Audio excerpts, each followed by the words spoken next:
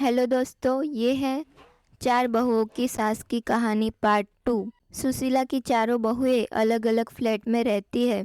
एक दिन सुशीला के पास गांव से उसके भाई हितेश का फ़ोन आता है। हितेश कहता है, सुशीला दीदी, कैसी हो आप? सुशीला बोली, मैं तो ठीक हूँ हितेश, तुम कैसे हो? बहुत दिनों के बाद फ़ोन किया, सब ठीक तो है ना? हितेश बोला, हाँ दीदी, सब ठीक है। मैं कल तुम्हारे पास आ रहा हूँ। वहाँ मुझे कुछ काम था तो सोचा अपने भांजे से भी मिल लूँ। फ़ोन कट जाता है और सुशीला दुविधा में पड़ जाती है। वह सोचने लगती है, मेरे साथ में नहीं रहते।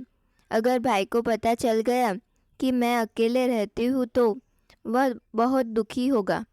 खैर, अब जो होगा वो देखा जाएगा। आने दो भाई को। अगले दिन हितेश सुशीला के घर पहुंच जाता है। वह अपने भाई को देखकर बहुत खुश होती है और सोच में पड़ जाती है। हितेश बोला, सुशीला दीदी, क्या सोच रही हो? सुशीला बोली, अरे कुछ नहीं, तुम बैठो, मैं तुम्हारे लिए कुछ खाने के लिए लाती हूँ।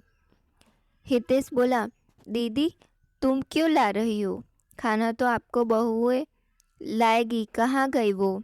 सुशीला ने हितेश को सारी बात बता दी। हितेश बोला, कलयुग आ गया है दीदी, कलयुग। चार चार बेटे के होते हुए माँ बेसहारा हो जाते, ये तो घोर कलयुग है। चलो मैं तुम्हारे बेटों से मिलकर आता हूँ। हितेश ऊपर चला जाता है तो देखता है कि सुशीला के बड़े बेटे को शराब पीने की आदत होती है, जो अब बहुत बढ़ चुकी है। उसके दो बच्चे हैं। बड़ा बेटा बोला, मामा जी, कैसे हो आप? घर में सब ठीक है ना? बड़े दिन बाद आप मिलने आए। हितेश बोला, घर में तो सब ठीक है, तुम बताओ कैसा चल रहा है यहाँ? सब कुछ ठीक है ना? इतने में उसका छोटा बेटा यानी सुशीला जी का पोता हितेश के पास आता है, जो लगभग 6 साल का था। हितेश बोला, कैसे हो बेटा? कौन सी क्लास में हो? पोता बोला, मैं तो अभी LKG में हूँ नाना जी। हितेश बोला, अच्छा, बड़ा होकर क्या बनोगे? पोता बोला, मैं बड़ा होकर पापा की तरह शराबी बनाऊंगा।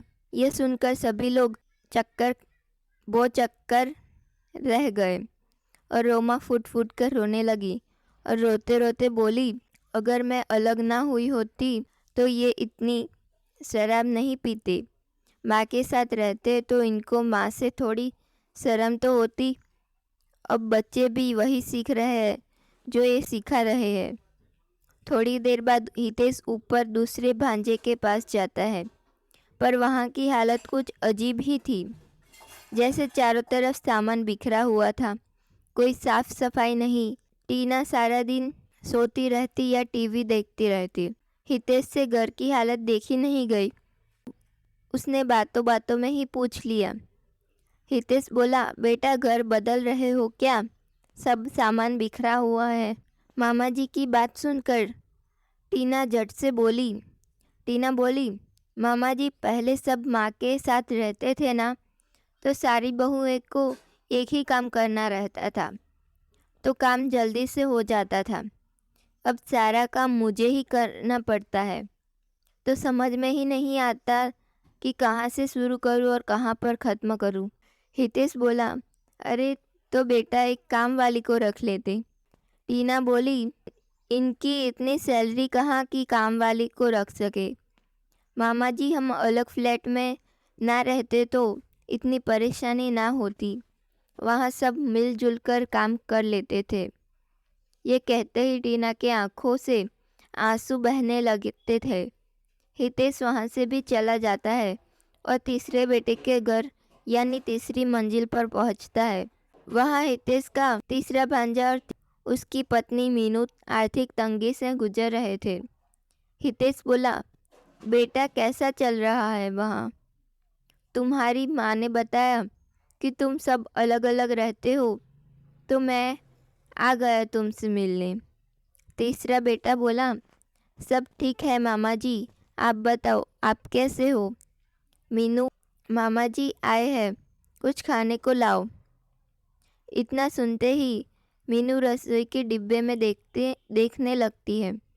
वो एकदम खाली होते हैं और वह वहीं बैठकर सर पकड़कर बैठकर रोने लगती है। रोने की आवाज़ सुनकर हितेश और मीनू का पति अंदर आते हैं। हितेश बोला, क्या हुआ बेटा, क्यों रो रहे हो? मीनू बोली, क्या बताऊँ मामा जी, मैं अपनी किस्मत पर रो रही हूँ। अगर मैं भाभीियों के बातों में आकर घर से अलग ना होती तो आज ये दिन देखना ना पड़ता। घर में खाने के लिए कुछ नहीं है और काम का भी पता नहीं मिलेगा कि नहीं। मेरी सास हमेशा हमारी ख्याल रखती थी और आज ये दिन सिर्फ मेरी वजह से देखने को मिल रहा है। मीनू अपने किए पर बहुत पछताती है। अब हितेश चौथी मंजिल पर जाता है तो वहाँ ताला लगा दिखता है। वह अपने भांजे को फ़ोन करता है तो पता चलता है कि उसका एक्सीडेंट हो गया है। वो और उसकी पत्नी ऋतु अस्पताल में, हितेश भी अस्पताल में पहुंचता है। हितेश बोला, अरे बेटा, तुम ठीक तो हो? कैसे हुआ तुम्हारा एक्सीडेंट? हितेश के चौथे भांजे ने सारी बात बताई। इतने में ऋतु भी आ गई। ऋतु बोली, मामा जी नमस्कार, अच्छा हुआ आप आ गए। मैं तो यहाँ अकेले बहुत परेशान हो गई थी। कभी दवाई तो कभी पर्चा, कभी दवाई का चक्कर। हितेश बोला, तो तुम दोनों दीदी को खबर क्यों नहीं दी? ऋतु बोली, किस मुंह से मैं फ़ोन करती माँ जी को? उनका दिल भी बहुत दुखाया है हमने। आज बहुत पछता रही हूँ जो उनसे अलग रहने के लिए सोचा। अगर हम सब साथ रहते होते तो आज मुझे इतनी परेशानी का सामना नहीं करना पड़ता।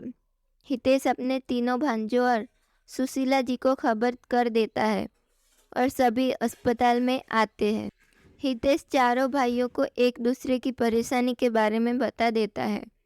चारों भाई एक दूसरे के गले लगते हैं और एक दूसरे से माफ़ी मांगते हैं।